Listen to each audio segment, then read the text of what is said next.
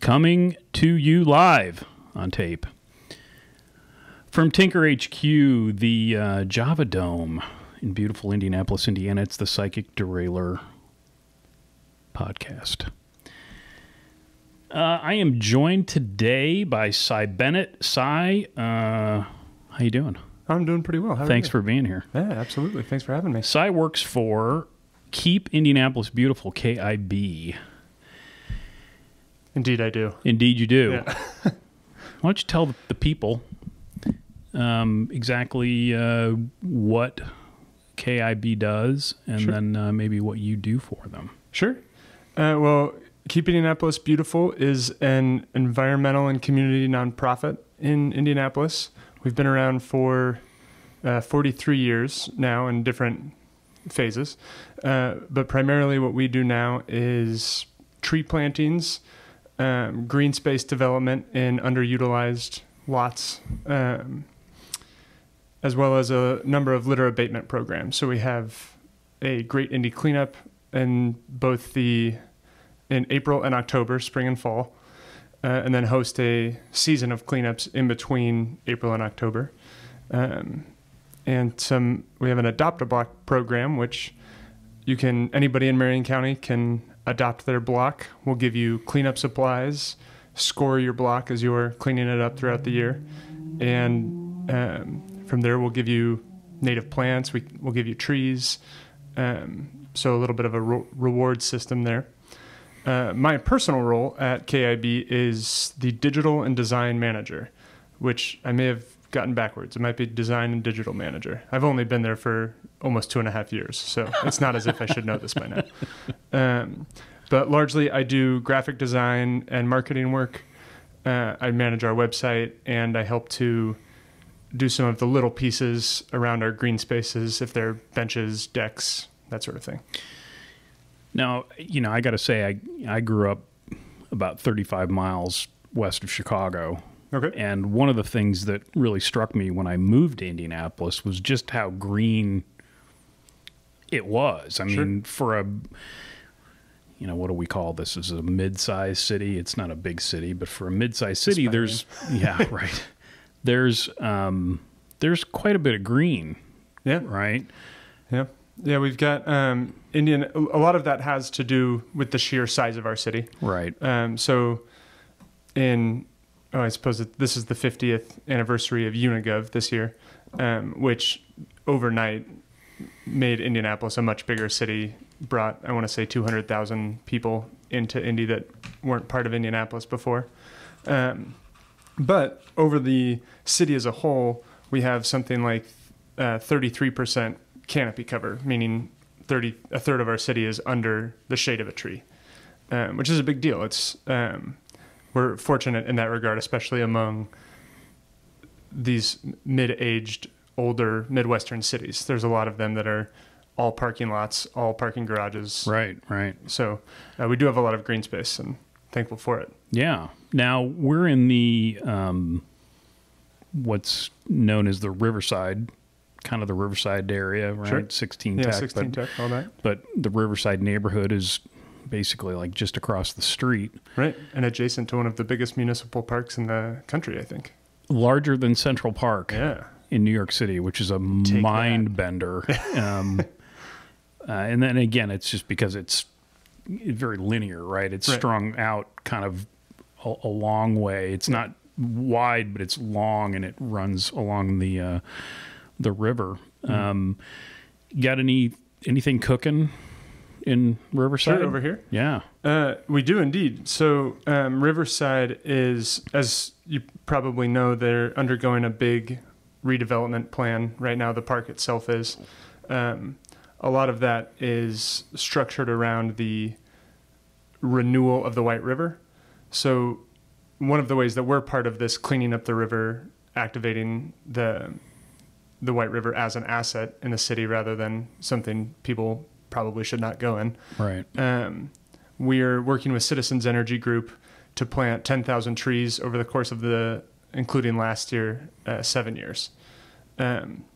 10,000 trees over 7 years. Yes. Okay. So that's in addition to the 3,000 trees that we already plant every year. So that's about 700 extra trees a year. And we're focusing, the areas that we're focusing on planting in are areas affected most by what are called combined sewer overflows. So like many other cities in the Midwest about our age, Indianapolis has what's called a combined sewer overflow system, where our stormwater and our sewer all go to the same pipe. So in a rain event where we have more than a quarter inch of rain, we overflow the system, and the way it overflows is by dumping a combination of stormwater and sewage into our waterways. Great. Yeah, isn't that lovely? Super. So especially when it rains, people should stay out of the river. But the goal is that by 2023, we will have Citizens Energy Group is working on the Big Dig, where they're boring I'm going to mess this up. I want to say a 30-foot diameter tunnel underneath the city to act as a storage for all the sewage. What could go wrong? Right, yeah. But that's their underground goal, which should alleviate, I want to say 99% of the sewer or the sewer overflow that happens now. So it'll be a much cleaner river in 10 years. What we're doing above ground is planting these trees to help mitigate that stormwater inundation that happens during a rainfall event. So a mature tree can capture 100 gallons of water on its leaves alone, let alone how much it can take up through its root system and its hold in its trunk. The trees we're planting are not mature trees. So wait a minute. Whoa. Yeah. Run that by me again. A mature tree. A mature tree. So think about, a mature maple. Right. Just on the droplets that it catches on its leaves can hold 100 gallons of water. Just let that sink in a minute. I give and I give and I give to you people. That's amazing. Isn't that cool? Yeah. Yeah. So it's, we're planting small trees, but over the course of we've planted over 50,000 trees since 2006, I want to say. Over that span of time, we've had a 93 or 96% survival rate, somewhere in the 90s. I apologize to my community forestry team for not getting that on the nose. But ideally, what happens is that these trees become mature, and even though our combined sewer overflow problem will largely have been solved by the point that these trees are old enough to make a huge dent, they're proven to lower the speed of cars traveling through neighborhoods. They reduce surface temperatures. Lord knows we need that. Things. The speed of cars thing. Yeah, no kidding. I had trying to figure out my route to get here. I was playing around with it a little bit and rode on Indiana Avenue about a block further than I wanted to. Yeah, it gets a little, I know people that do it, it gets a little dicey. Yep. Own the lane. Yeah, you really do have to. Well, that's crazy. 100 gallons of water. Mm-hmm. Wow. What's also crazy is that when the city was built, the solution to pollution was dilution. And let's just dump everything in the river. Well, I don't think that the city was really much different than any other. That anyway. Yep. That's why they built all these, cities on waterways. Yeah. In part, so they'd have a place to dump the. True enough. Get it out of the city. Yeah. Yep. Right. So one of the things that I noticed I did do a tiny bit of research was I looked at some of the programs, and one of the programs deals with invasive species, which was another thing that just kind of, because you're used to hearing about, invasive species with regards to fauna, right? Mm-hmm. Or I don't think fish are considered fauna, right? Oh, I don't know. Are they? I don't know. But yeah, the carp. But yeah, like Asian carp, and that was me trying to sound smarter than I really am. But yeah, you're used to hearing about animals. Sure. Or insects, right? Get brought in, right? They get brought in on cargo in containers on ships, and the next thing you know, there's no trees. There are no trees left. Right. But then this year I started hearing more about invasive plants. Mm-hmm. Now, when you stop to think about it, if you've ever been to North Carolina, you understand what an invasive plant species will do. It's kudzu. It's everywhere. They brought it in to do something else, and the next thing you know, it's everywhere. Yep. But it's not something that you hear about all that much. Sure. So what was it that we've been hearing about? The pear, right? There's some pear tree? Sure, yeah. Is it Bradford pears? Bradford pear. I was going to say Bartlett pear, but no. Yeah, they're among a small group of designed trees, calorie pears, which were the hope, as I understand it, the hope was that these trees would not reproduce, that they would be purely ornamental and not spread.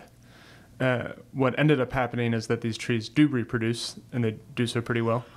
They also have very weak wood, so they'll split really easily. You'll lose branches around the time when the tree is 20 years old. It's very likely to just fall in half during a storm or something, which of course is a liability for cars and houses. But in the spring, they have this very pretty white flower, and the whole tree turns into a white pear shape. But you'll also see them growing along our highways if you do any road tripping in March and April. And they don't smell great either. But so some of what we do is invasive removal through our native landscapes department. But invasive species as a whole are not unlike invasive fauna. Sometimes the insects that come over from wherever will have the seeds in their digestive system for a plant.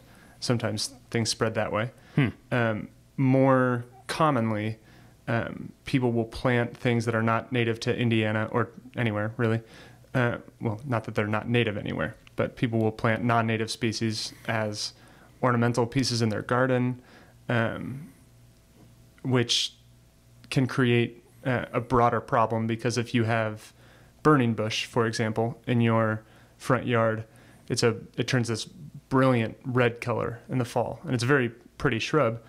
The problem, though, is that when birds come to eat the berries, fly away, drop the seeds around waterways, whatever, where people aren't paying attention, these plants will grow and will often outcompete and shade out our native species, which proves to be a problem when we're dealing with our own native fauna, because 90% of our insect species that are native to Indiana are specialists. So they can only eat food from certain plant species. And when that food gets drowned out by other foods. You saying we got some weak-ass bugs? We got some weak-ass bugs. Man. Yeah. Can be a real problem. But, we're rooting for monarchs, we're rooting for bumblebees, all that sort of thing. Yeah, right. I mean, again, I'm just a guy that owns a bike shop. I don't think about this stuff all that often, but when you stop and actually think about it, it's like, yeah. Yeah. And a lot of what we, from an educational point of view, a lot of what we like to talk about is what species are invasive, because that's not always the same thing as non-native. Invasive species are those that spread on their own and cause some sort of ecological harm to the plants or the flora or fauna around them.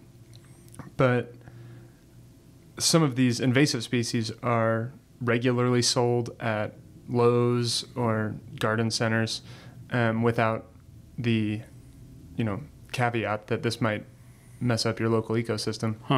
Where in a place like England, certain species are, well, all over the world, certain species are outlawed in people's gardens, and you can't legally sell your home if you have this growing in your back garden. It's your responsibility as the homeowner to remove it and make sure it's not coming back.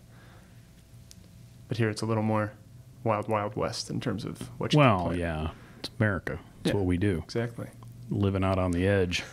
We'll if we break it, we'll fix it. But until it's broken, we're not going to. Yeah, we're not going to worry about it until it all goes, pear shaped. Yeah. See what I did there? It was very nice callback. Yeah. All right. Well, hey, I've learned 2 things already today. So, what else you got? Well, our Native Landscapes program also, a lot of our team that does the invasive removal is a group of college-age students called the Urban Naturalists. This is a group of 5 to 10 people, young adults every summer, who come to Indianapolis and work with us to help just along the riverbanks, cut honeysuckle, pull it out. Well, that stuff is terrible. It's rough stuff. But there are a real boots on the ground team with invasive removal. So, I mean, how do you, if you consider me your average dumb Midwesterner, that owns a home, right, and wants to add a little curb appeal, and goes to the store, how do you get that word out to guys like me? Well, it's a good question. We do a lot of our director of native landscapes, Ethan Olson, and our director of education, Heather Maurer, and our director of marketing, Ashley Haynes, do a lot of public media work, just talking about what's invasive, or more importantly, what's native, what can you plant to help try to counterbalance what's going on. Because invasive removal is often a very big task. These are plants that only become a problem, or you only notice when they're a problem. Sure. And once they're a problem, are very difficult to reverse. So something that we like to encourage people to do on a more personal level is you can plant native plants all over your garden, and you can get 3 seasons of flowers from those native plants.